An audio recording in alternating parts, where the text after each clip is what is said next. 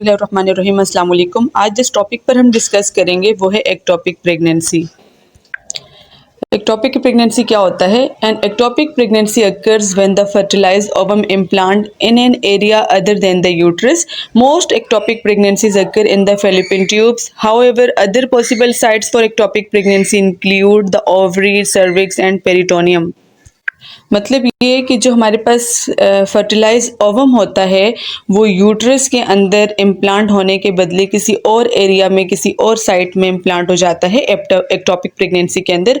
और इनके अंदर भी मोस्ट कॉमन जो हमारे पास होता है वो फेलिपिन ट्यूब्स के अंदर होता है। यानी एक्टोपिक प्रेगनेंसी जो होती है वो ज़्यादातर फेलिपिन ट्यूब्स के अंदर होती है। और इसके अलावा और भी पॉसिबल साइट्स होती हैं जहाँ पर एक्टोपिक प्रेगनेंसी हो सकती है, जैसे कि ओवरी है, सर्विक्स है, पेरिटोनियम है। अच्छा, एक्टोपिक प्रेगनेंसी समझने से पहले हम एक नॉर्मल प्रेगनेंसी की इम्प्लांटेशन देख लेते हैं कि एक्चुअल में होता है क्या है। ये हमारे पास ओवरी है और ओवरी के अंदर हमारे पास छोटे छोटे इमेच्योर फॉलिकल मौजूद हैं।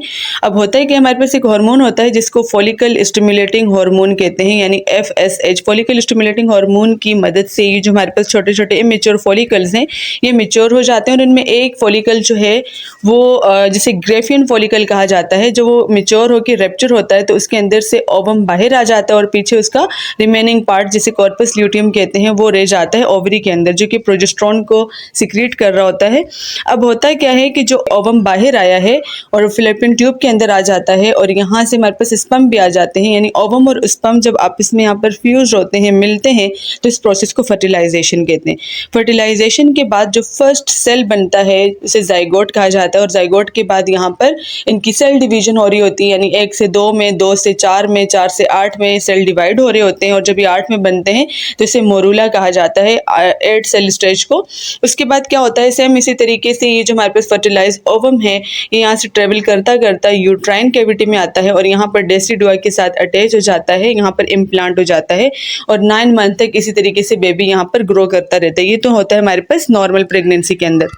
लेकिन एक्टोपिक प्रेगनेंसी को अगर हम इस डायग्राम की मदद से देख लें, एक्टोपिक प्रेगनेंसी में ऐसा बिल्कुल कुछ नहीं होता। यानी नॉर्मल बेबी को यूट्राइन कैविटी में यानी यूट्रस में आके इम्प्लांट होना चाहिए था, लेकिन यूट्रस के अंदर इम्प्लांट होने के बदले जो बेबी है वो उसकी इम्प्लांटेशन दूसरे पार्ट में हो रही है, दूसरी साइड में हो रही है। और इसमें भी मोस्ट कॉमन हमारे पास जो फेलिपिन ट्यूब है उसके अंदर हो रही है और फेलिपिन ट्यूब के डिफरेंट पार्ट हैं, इनके अंदर ये प्रेगनेंसी ठहर जाती है, इम्प्लांट हो जाती है। जैसा कि फेलिपिन ट्यूब का पार्ट है इस्थमस, एम्प्यूलर पार्ट हो गया, इनफंडिबुलर हो गया, तो ये तमाम फेलिपिन ट्यूब के पार्ट्स हैं जिसके अंदर मोस्ट कॉमन जो है प्रेगनेंसी आके इम्प्लांट होती है। फेलिपिन ट्यूब के अलावा हमारे पास दूसरे पार्ट्स भी हैं जहाँ प्रेगनेंसी इम्प्लांट हो सकती है, जिसको एक्टोपिक कहते हैं। जैसे कि ओवेरियन साइट है हमारे पास, ये पेरिटोनियल कैविटी है, यहाँ आके इम्प्लांट हो गई, सर्वाइकल पार्ट में आके इम्प्लांट हो गई, उसके अलावा एब्डोमेन के अंदर जाके इम्प्लांट हो गई। यानी यूट्राइन कैविटी या यूट्रस के अंदर इम्प्लांट होने के बदले अगर हमारी ये जो प्रेगनेंसी है कहीं और पार्ट या किसी और जगह जाके ठहर जाती है तो ऐसी प्रेगनेंसी को एक्टोपिक प्रेगनेंसी कहते हैं, जो कि नॉर्मल नहीं है। What went wrong? अब होता क्या है, when the fertilized ovum is unable to get the uterus, it may settle in the fallopian tube। यानी किसी भी वजह से ये जो fertilized ovum होता है वो यूट्रस के अंदर ना जा पाए और fallopian tube के अंदर ही ग्रो होना शुरू हो जाए। और इसकी वजह क्या हो सकती है, क्यों वो fallopian tube के अंदर ही ग्रो हो सकता है?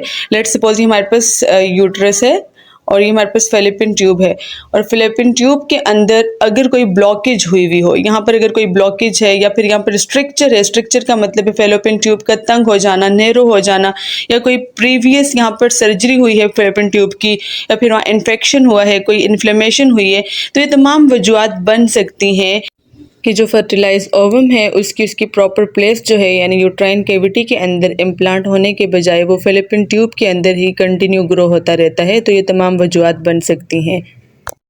इसकी प्रोग्नोसिस की बात की जाए तो इसमें बता रहे हैं कि ectopic pregnancy is the greatest cause of the maternal death early in the pregnancy if the diagnosis can not be made. Rapture of the involve organ and excessive bleeding into the peritoneum में अकर। क्या मतलब है इस बात का कि जो ectopic pregnancy है ये ज़्यादातर जो कॉज होते हैं मैटरनल डेथ के वो एक्टोपिक प्रेगनेंसी की वजह से होते हैं। अगर इसको अर्ली डायग्नोज ना किया जाए तो एक्टोपिक प्रेगनेंसी की वजह से वो ऑर्गन जैसे कि फेलिपिन ट्यूब है वो रप्चर हो सकती है। रप्चर होने की वजह से वहाँ से एक्सेसिव ब्लीडिंग होगी जो कि पेरिटोनियम के अंदर जाके सारी एक्यूमुलेट हो जाती है, जमा हो सकती है, और एक्सेसिव ब्लीडिंग होने की वजह से मदर की डेथ हो सकती है। हम हॉलमार्क साइन एंड सिम्टम्स की बात करें तो इसमें हमें ये बता रहे हैं कि पेशेंट को severe lancinating stabbing lower pelvic pain होगा, यानी पेल्विक एरिया में उसे पेन होगा, और ये पेन इतना शिद्दत वाला होता है कि जैसे किसी ने छुरा मारा हो, यानी इतना शिद्दत वाला पेन होगा। वो पेन क्यों हो रहा है? क्योंकि growing embryo stretching the fallopian tube. अच्छा, नॉर्मली क्या हो रहा है कि फेलिपिन ट्यूब के अंदर ये जो बेबी ग्रो हो रहा है, जिसकी वजह से फेलिपिन ट्यूब के अंदर खिंचाव पड़ता है। नॉर्मली होता है क्या है कि जो बेबी है वो यूट्रस के अंदर ग्रो होता है, लेकिन जहाँ पर एक्टोपिक प्रेगनेंसी में फेलिपिन ट्यूब के अंदर बेबी की जब डेवलपमेंट हो रही होती है, जिसकी वजह से यहाँ पर खिंचाव पड़ता है, जितनी स्पेस है उतना तो बेबी डेवलप होगा, लेकिन उसके बाद यहाँ जब स्पेस ख़त्म होती है तो खिंचाव पड़ता है, जिसकी वजह से पेन होगा, बैक एक होगा पेशेंट को, और इसके अलावा पेशेंट को वजाइनल स्पॉटिंग हो सकता है, ब्लीडिंग हो सकती है, एमिनोरिया हो सकता है। तो ये तमाम हॉलमार्क साइन एंड सिम्टम हैं पेशेंट के। इंटरप्रेटिंग टेस्ट रिजल्ट के अंदर क्या बता रहे हैं कि इसके लिए हम बीटा एचसीजी का टेस्ट करवाते हैं। अब होता ये है कि जो नॉर्मल हमारे पास यूट्राइन प्रेगनेंसी होती है उसके अंदर बीटा एचसीजी का लेवल डबल होता रहता है हर 2 से 3 दिन में, लेकिन जो हमारे पास एक्टोपिक प्रेगनेंसी है उसके अंदर ऐसा नहीं होता, यानी नॉर्मल प्रेगनेंसी की बनिस्बत कम होगा। उसके अलावा जो है अल्ट्रासाउंड करेंगे, अल्ट्रासाउंड के अंदर हमें ये नज़र आता है कि जो यूट्रस है वो खाली है और pregnancy outside of the uterus ठहर गई है। उसके अलावा जो है यूरिन प्रेगनेंसी टेस्ट जब करवाएंगे तो वो पॉजिटिव होगा। अगर हम ट्रीटमेंट की बात करें तो मोस्टली जो है एक्टोपिक प्रेगनेंसी के लिए सर्जरी को प्लान किया जाता है कि जो फर्टिलाइज एग है उसे रिमूव कर दिया जाए, और इस प्रोसेस के अंदर करते क्या है कि जो फेलिपिन ट्यूब है, यानी जहाँ पर वो प्रेगनेंसी ग्रो हुई हुई है एक्टोपिक प्रेगनेंसी, उस फेलिपिन ट्यूब को या तो पार्शियल या फिर कंप्लीट फेलिपिन ट्यूब को कट करके रिमूव कर दिया जाता है, और इस प्रोसेस को सेल्फेंजेक्टमी कहते हैं। तो ये मोस्टली जो एक्टोपिक प्रेगनेंसी की ट्रीटमेंट है वो सर्जिकल ट्रीटमेंट होती है।